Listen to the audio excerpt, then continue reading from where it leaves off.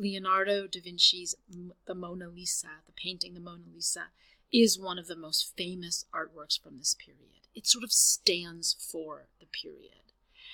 And it's a really difficult artwork to actually see because it is so overseen, overrepresented. We have Mona Lisa magnets. We have a movie, Mona Lisa Smile, which I can't stand, by the way.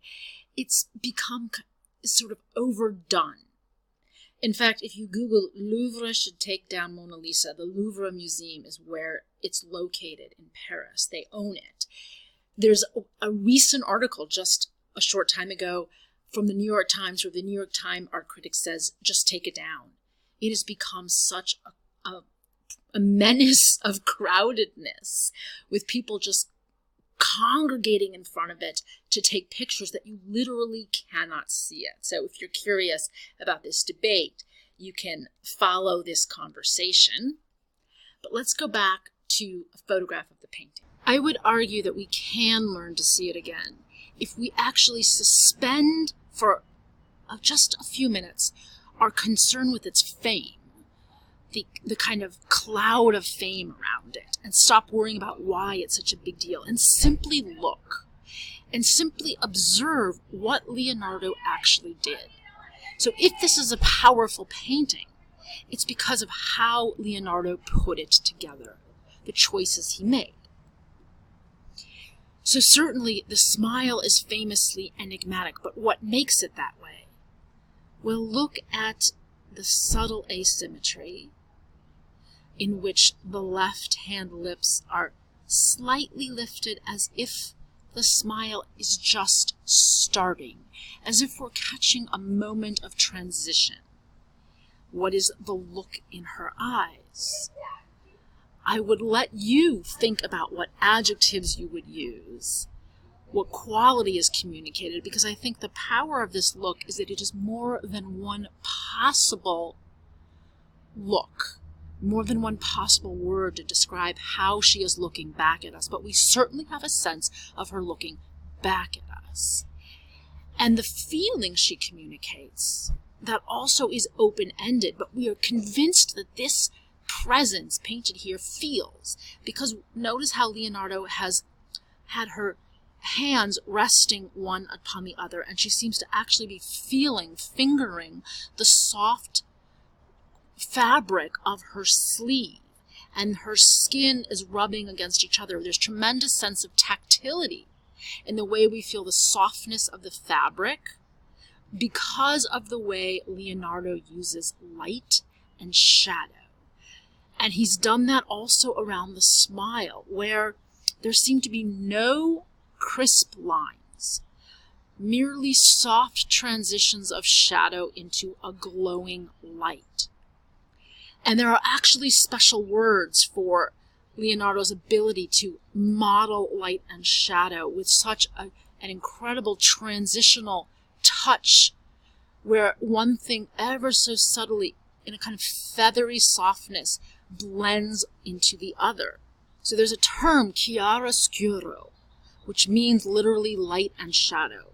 And it's as if Leonardo da Vinci has actually painted light and shadow so that we have a sense that she is in an atmosphere, and enveloped in a kind of soft, hazy atmosphere, and that is enhanced by the atmospheric perspective of the deep landscape behind her, which sets off her shoulders. She is seated so that she is partly turned in profile, as if she's partly in profile. Her stomach and chest are facing in this direction, and yet her head is looking toward us. It is a kind of turning, a torsion in space, as if she's spiraling, as if she's responding to our presence, having entered into the field of the painting. So Leonardo is famous for a number of favorite artistic moves. Anatomical torsion, the way the body is both frontal and turned to the side so that the spine has twisted. The anatomical torsion makes her seem to respond to us and give her a life, a sense of movement, even though she's merely seated. Chiaroscuro, chiaro equals light, oscuro dark. He's created this sense of delicate light and dark, shaping the forms, as if she emanates from the light and dark, and with a sfumato, a smoky, soft quality to the shadows and the atmospheric haze. The amazing landscape connects with her in a way that makes her feel monumental and grandiose. She has a pyramidal shape, giving her a kind of heft and stability, and yet her eyes lined up with the horizon line, giving her a sense of depth. And then those roads come forward as if she's connecting foreground to the deep background, as if she's a kind of nature goddess. And so she has a very powerful psychological complex presence. And you've got to understand that was very different than the way female portraits were done at the time. Here's an upper class woman painted by a painter named Fra Filippo Lippi. It's a very weird painting, but she is in profile, that's critical, and she is very restrained. She does not make eye contact with us, because a woman's status as a wife, as someone marriageable, was based on the qualities that were thought to be important for a woman, which were to be beautiful, obedient, and chaste, which means, chaste means literally pure, but it meant you don't have sex, and if you do, you sure don't like it. And so this woman must communicate an asexuality, a chasteness, which is why she looks like some, doll, some porcelain doll, and not like a human. It was also common in the Renaissance for upper-class women to be shown in profile, because that conferred a sense of nobility, but it also meant that they were not making eye contact with a viewer. They were not calling their sexual morals into question. They were mostly just dressed in expensive, lavish garments to show off their wealth, and that they too were an object of wealth. They too were owned. Mona Lisa has none of that. She's remarkably plain, actually. Her clothing certainly looks luxurious in its fabric, but it's not trimmed in fur. It's not an expensive color. It has the most subtle veil. It's as if she emanates a kind of sensuality from within that emanates out. And so it's interesting that this painting began as a portrait made for a Florentine merchant whose last name is Giocondo.